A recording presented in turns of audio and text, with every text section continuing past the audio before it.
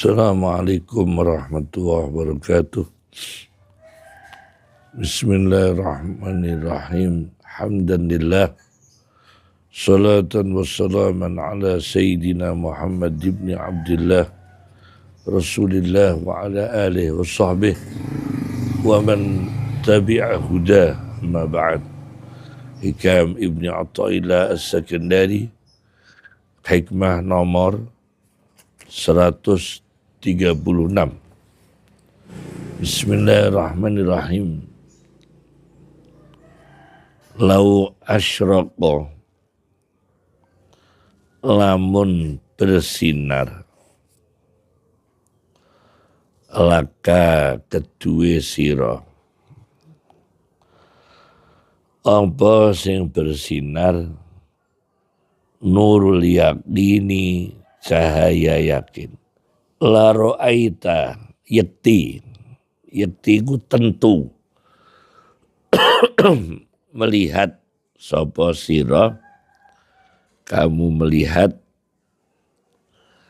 al-akhirata, kamu melihat akhirat akroba, yang lebih dekat, ilaika maring sira, min antarhala, daripada yento berangkat sapa sira, ilaiha maring akhirat. Min antarhala, daripada yento berangkat perjalanan berangkat sapa sira, ilaiha maring akhirat. Artinya merasakan akhirat itu sangat dekat. Artinya sangat dekat. Belum berangkat, kita kan belum meninggal dunia, kemudian belum di alam kubur, alam barzah, lalu bangkit dari kubur, lalu di padang mahsyar, meniti jembatan as-sirat, timbangan amal, dan sebagainya belum kita lalui. Jadi belum berangkat. Rihlah itu belum berangkat ke akhirat. Tetapi sekarang ini di dunia adalah bekal yang disebut watazawwadu fa inna khairaz zadit taqwa, yaitu bekal sangu untuk rihlah menuju akhirat. Itu kita siapkan sekarang. Ada amal sholih, baca Al-Quran, kemudian mengamalkan sunnah Rasulullah Sallallahu Alaihi Wasallam, dan sebagainya. Ini semua apabila keyakinan kita akan agama kita, akan syariat yang dibawa Nabi kita Muhammad SAW itu bersinar pada diri kita, pada lahiriah kita, pada batin kita. Lau asyraqa laka nurul yaqin wala ra'aita, lan yakti ningali sapa sira, mahasinad dunya, ing kebaikan-kebaikan dunia, wa qad duharat, hale temen tampak apa kisfatul fanai, potongan itu kalau pesawat serpian, potongan fana, musnah, rusak, alaiha, ing atase mahasinad dunya. Dan tentu kita merasakan dunia ini sebelum rusak sudah kelihatan serpihan-serpihan kerusakan dunia. Sudah kelihatan potongan-potongan kefanaan dunia. kisfatul fana alaiha, sebelum kita mengambil seluruh hajat-hajat kita dari dunia, apa yang kita peroleh akan habis, apa yang kita belum peroleh belum tentu kita raih. Nah, inilah perbedaan antara kesiapan seorang yang beriman sanggup untuk dunia selama di dunia dan sanggup untuk akhirat meskipun masih di dunia. Apa kisfatul fana'i, potongan fana, alaiha ing atase mahasinad dunya atau dunia. Nah, ini hikmah nomor 136 kalau di kitabnya Profesor Dr.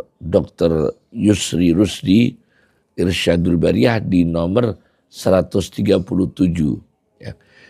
Kemudian di nomornya sarahnya Muhammad Said Ramadan Al-Buti beda nomor. Kemudian di sarah lain lagi beda nomor. Itu tidak apa-apa. Beda nomor tapi isinya kan sama. Urutannya juga sama, cuma ada yang dipotong satu nomor, ada yang tidak dipotong panjang satu nomor, ada dipotong-potong beberapa nomor. Isinya sama. Nah, dalam hal ini Profesor Dr. Yusri Rusdi mengambil diwannya Imam Syafi'i di halaman 341 Irsyadul Bariyah. Mengambil syairnya Imam Syafi'i yang terkenal dengan Diwan Syafi'i, tapi di sini tidak disebut diwan. Di sini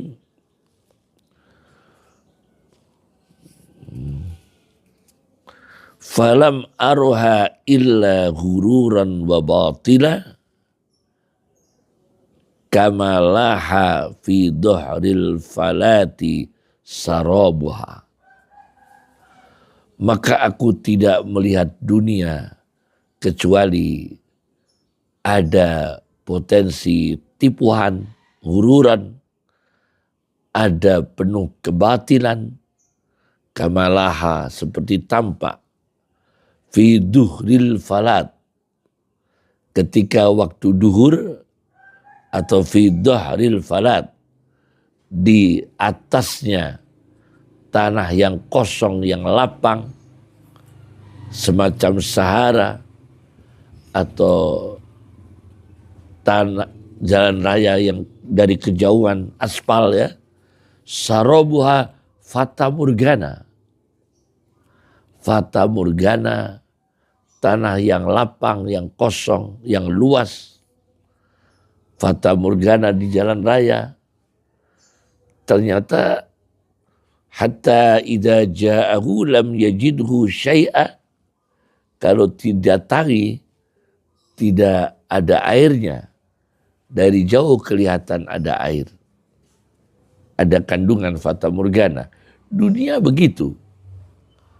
Kita lihat dalam pandangan kita ini menguntungkan.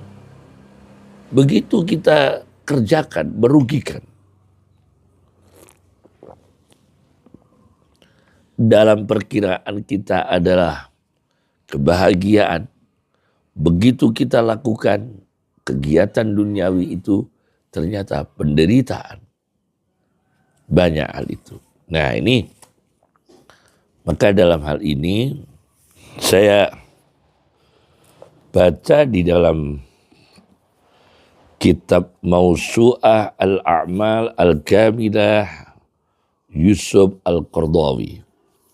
Ini kitab ensiklopedi karya-karya Yusuf Al-Qardawi, tidak kurang dari 105 jilid. Alhamdulillah kami lengkap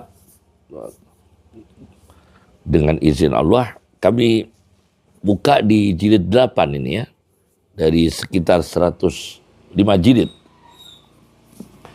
Di jilid 8, Al-Khujub allati takhulu bainan nas wa bainallah. Apa saja yang menjadi tabir penghalang antara manusia dengan Allah. 1. Al-inkhisar fi dairatil hissi. Membatasi diri pada zona indrawi. Al-hissi, hal yang bersifat indrawi. Yang visual, kelihatan mata. Maka orang ini terjebak, terjebak hal-hal yang dipentingkan yang kelihatan mata. Bahkan yang diimankan yang kelihatan mata. Tidak percaya ada alam gaib. Tidak dipercaya di balik itu ada takdir Allah. Di balik itu ada qada qadarnya Allah. Di balik itu ada misteri yang tidak dilihat oleh manusia. Maka terjebak hal-hal yang visual kelihatan mata, madiyah materi, duniawi misalnya. Fakam min mawjudat la tuhassu wa la tura'. Maka berapa banyak apa-apa yang ada yang enggak bisa diketahui panca indera, tidak dilihat. Ya. Kata Yusuf Qaradawi, fal insan ya'rifu wa yudriku an tariqil badahah wal fitrah. Manusia itu mengetahui, menemukan, memahami, persepsinya aktif melalui hal yang badah. Badah itu refleks, fitrah, pembawaan penciptaan Allah. Ada lagi pengetahuan manusia wa an tariqil akli wal fikri, melalui jalan akal dan berfikir. Ada lagi wa an tariqil basirati wal ilham, wa an tariqil basirati wal ilham, melalui jalan mata hati dan ilham. Ulama astronomi, ulama al-falak, astronomi, sekarang ini mereka memperkirakan adanya bintang-bintang yang tidak dilihat oleh mereka. Jadi mereka percaya adanya bintang-bintang yang tidak terjangkau oleh riset mereka. Wa yastadilluna bima ra'auhu ala ma lam yarauhu. Mereka berasumsi, mengambil kesimpulan, mengambil dalil dari apa yang mereka lihat. Mereka ambil kesimpulan ada sesuatu yang tidak kelihatan. Ini adalah mantik ar-riyadi, logika ilmu hitung, logika eksak para ahli astronomi. Maka kita terhadap dunia ini, di balik dunia ini ada akhirat yang panjang, itu kita yakini. Kalau ulama astronomi kan belum memastikan, riset, perkiraan. Tapi kalau kita ini kan jalur iman, basirah, jalur iman, utul ilma wal iman, ada kekuatan ilmu, ada kekuatan iman. Maka kita terhadap duniawi ya sekedar. Karena ada hal yang tidak kelihatan sementara ini, yakni akhirat, yang itu abadi, besar. Jangan sampai kita ini terjebak membatasi diri dalam hal-hal yang visual, hal-hal yang bersifat materi. Yang kedua yang menyebabkan manusia itu terhijab dari Allah, terhijab dari akhirat, al-ghaflah, kata Yusuf Qaradawi, al-ghaflah, yaitu kelalaian. Kata Yusuf Al-Qaradawi, kalau manusia mengalami kelalaian, fatusibu afkarahum bisyalali, maka kelalaian ini menyebabkan pemikiran itu lumpuh. wa qulubahum bil ukmi, hati manusia ini menjadi mandul, wa tu'attilul ma'rifah, kemudian kemakrifatan manusia ini bisa mengalami stagnasi, wal idrak, persepsi kekuatan persepsi manusia bisa mengalami stagnasi ladaihim, di sisi mereka. Karena apa?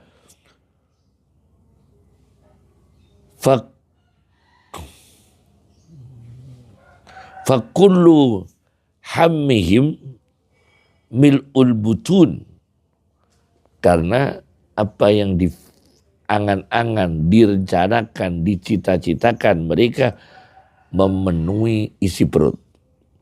Wa isba'us syahawat, mengenyangkan syahwat. Wa tamattu'u bima yatamatta'u bihil an'am, dan bersenang-senang apa yang dipakai oleh binatang ternak untuk bersenang-senang. Kemudian Yusuf Al-Qaradawi menyetir ayat Al-A'raf ayat 179, lahum qulubun la yafqahuna biha, mereka punya hati yang tidak aktif untuk memahami. Nah, hatinya lumpuh, pemikirannya lumpuh, akalnya lumpuh. Sampai pada ujung ayat ini, 179 surat Al-A'raf, ujung ayatnya, ulaika kal an'ami bal hum adallu ulaika humul ghafilun. Mereka ini seperti binatang ternak, bahkan lebih sesat daripada binatang ternak. Mereka inilah orang-orang yang ghaflah, lupa. Ini terhalang dari Allah, terhalang dari akhirat. Yang ketiga adalah at-taqlid, yaitu mengikuti hal-hal yang konvensional yang salah. At-taqlid. Jadi misalnya bagaimana? Fa'idha nasha'a fi bi'atin kafiratin mulkhidah, maka apabila orang yang taklid, yaitu konvensional yang jahiliyah, bertumbuh berkembang di lingkungan kafir yang menyimpang, ateis misalnya, au tatalammaza ala unasin mulhidin, atau menjadi murid orang-orang yang menyimpang, sallama ilaihim zimama nafsih, maka orang ini yang taklid menyerahkan kendali dirinya pada mereka yang menyimpang. Nah, ini akhirnya orang ini terjebak pada konvensional yang tidak diridhoi Allah, yang diisarahkan dalam surat Al-Baqarah ayat 170. Kata mereka, bal nattabi'u ma alfaina alaihi aba'ana. Ini bal nattabi'u ma alfaina alaihi aba'ana. Justru kita tetap mengikuti, kita tetap melestarikan budaya-budaya, padahal budayanya salah menurut syariat Islam, yang kita temukan selalu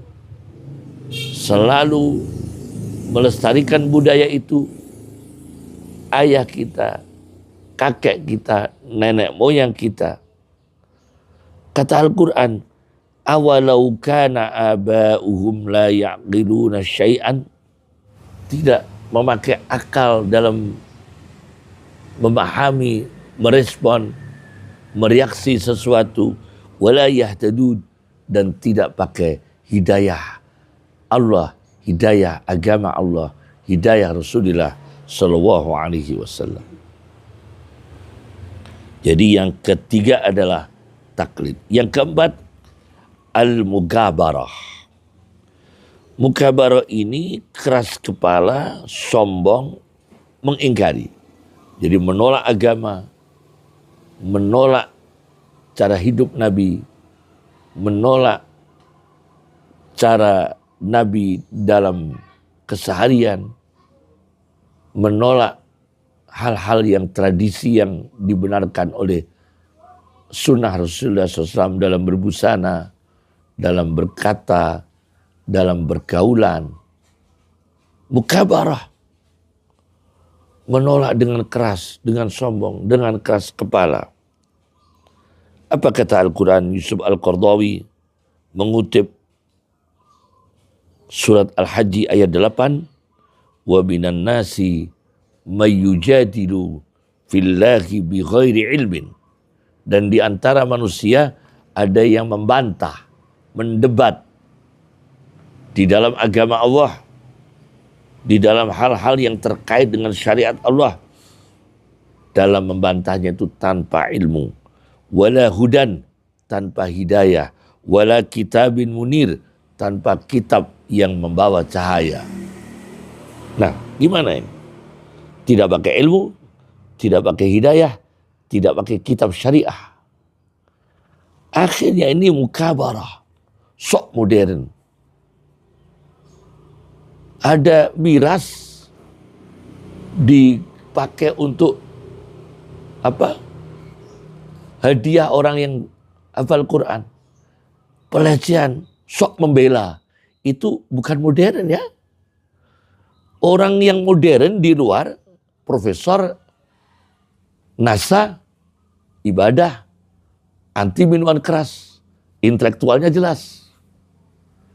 Kami banyak kawan yang aktif di berbagai perguruan tinggi besar di dunia, profesor-profesor ahli, pakar-pakar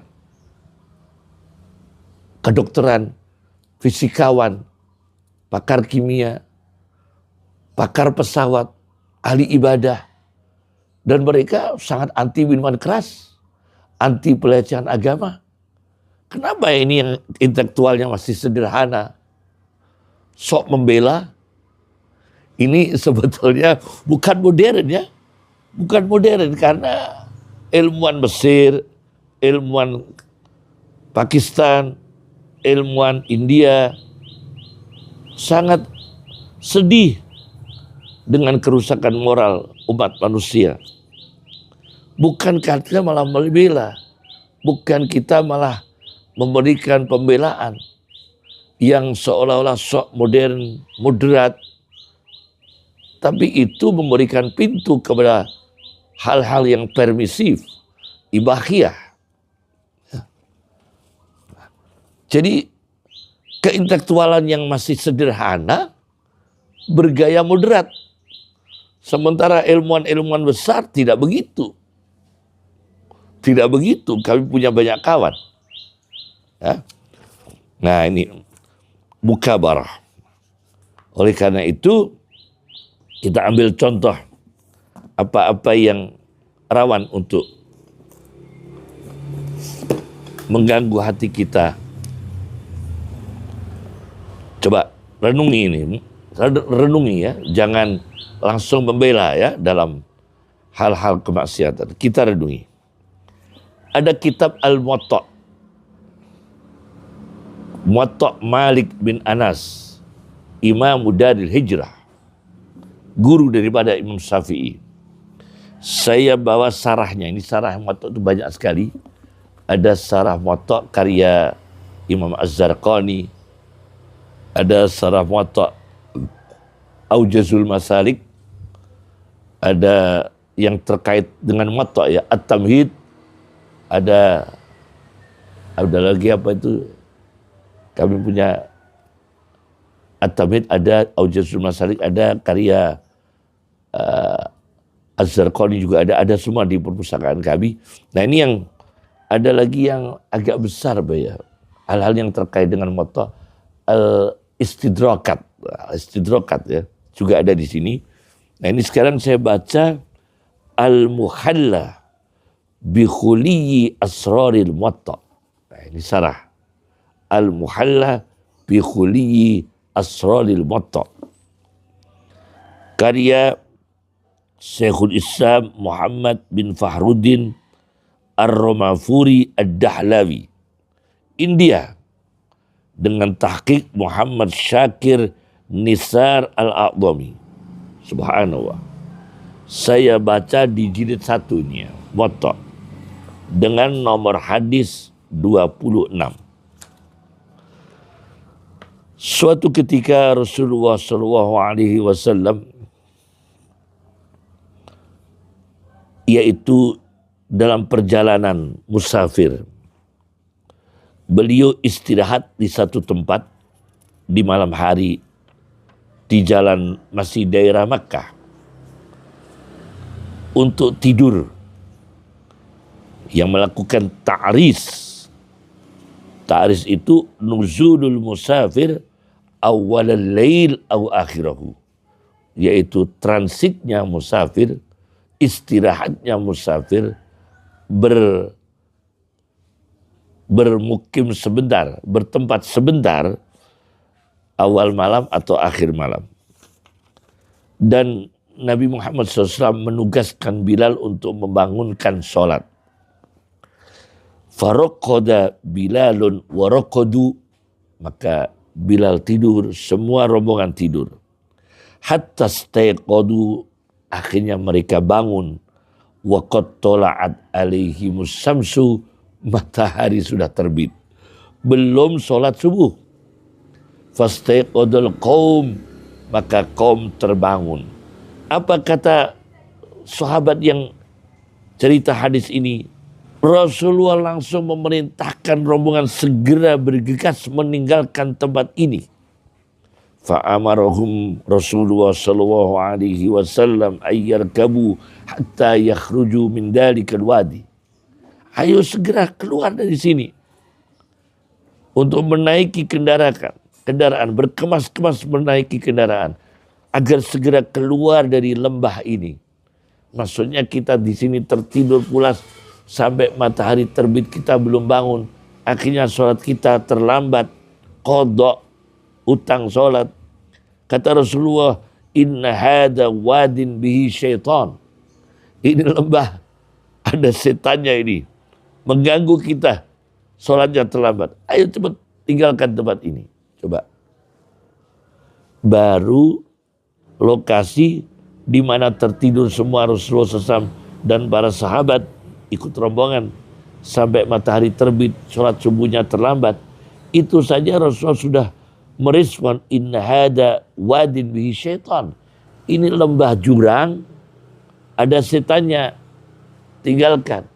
Apalagi orang yang sudah pegang miras, melecehkan Al-Quran, melecehkan agama Islam. Nah ini jelas setannya kan?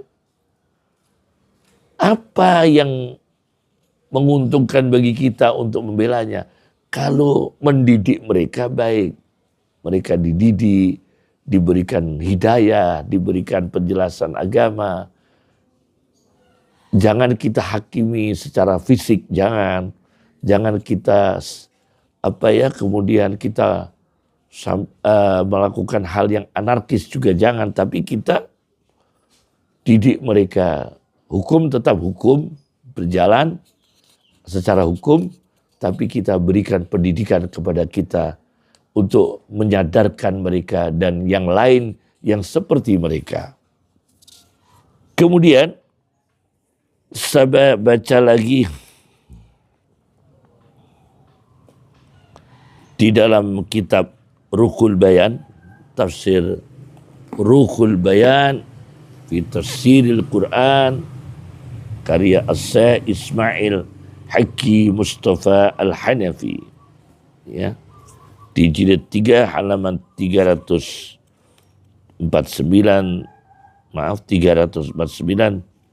kemudian 350, ya, tentang ayat 24 surat Anfal, wa'lamu annallaha yakhulu bainal mar'i wa qalbih.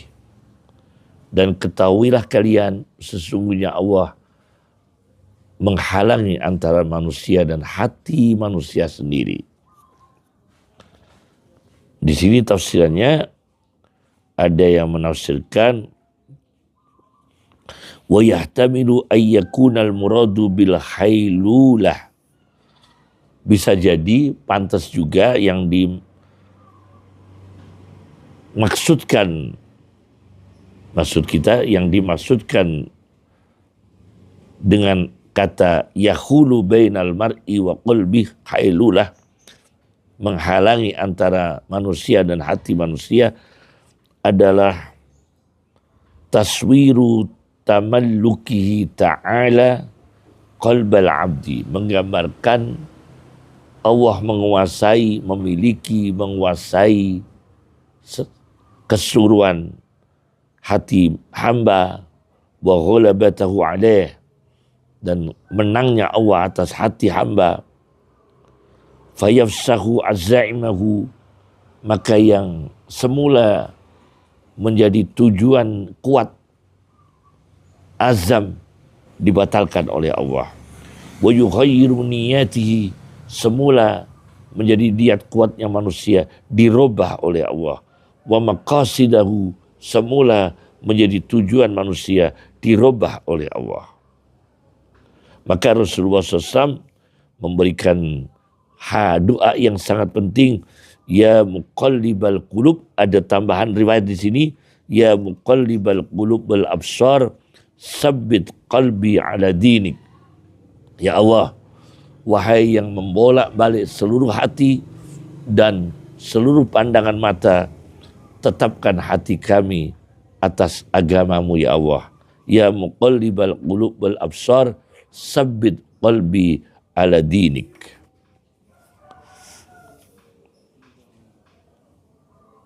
Nah, inilah yang menjadi keteladanan kita. Maka di ujung ayatnya, wa annahu ilaihi tuhsyarun, wa annahu ilaihi tuhsyarun, dan sesungguhnya hanya kepada Allah, pasti kepada Allah seluruh manusia, kalian semua akan dikumpulkan.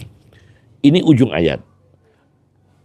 Awal ayatnya ayat 24 surat Al-Anfal, ya ayyuhalladzina amanu stajibu lillahi walir rasuli idza da'akum lima yuhyikum. Agar orang beriman memenuhi panggilan Allah dan Rasulnya ketika diundang untuk diberi ilmu yang menghidupkan hati kita.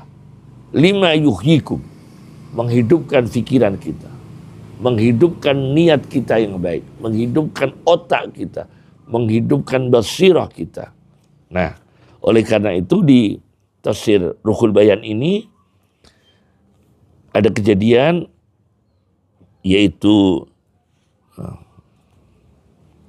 Rasulullah SAW lewat pada sahabat yang bernama Ubay. Ada sahabat namanya Ubay sedang sholat, dipanggil oleh Rasulullah. Ya, kan ayatnya ya, penuhilah panggilan Allah dan Rasul. Idza da'akum. Ayatnya, untuk diberikan petunjuk apa-apa yang menghidupkan kalian, ilmu, ilham, dan sebagainya. Rasulullah lewat pada Ubay sedang sholat, dipanggil oleh Rasulullah. Ubay tidak segera menjawab, tapi mempercepat sholatnya. Kata Rasulullah, ma mana'aka an ijabati, kenapa kamu tidak menjawabi panggilanku? Ubay menjawab, kuntu usolli, kami sedang sholat ya Rasulullah. Kata Rasulullah SAW, alam tukhbar, bukankah kamu sudah diberikan kabar, fima ukhiya ilayya, di dalam wahyu yang telah diwahyukan kepada aku, istajibu lillahi walir rasul, istajibu lillahi walir rasul, jawablah, penuhilah panggilan Allah dan Rasul. Subhanallah.